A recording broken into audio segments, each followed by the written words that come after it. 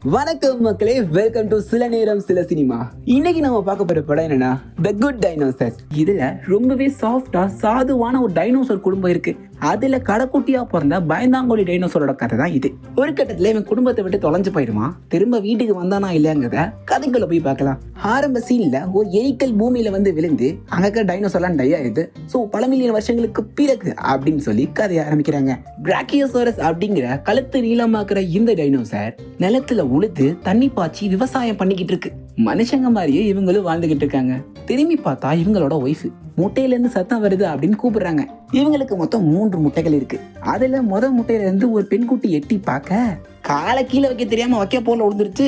ஓட எடுக்கலான்னு பார்த்தா பிள்ளைய காணோம். திரும்பி பார்த்தா அம்மா முதல்ல உட்காந்துருக்கு. சேட்டை புட்டுது. அதுக்கு லிவின் பேர் வைக்கிறாங்க.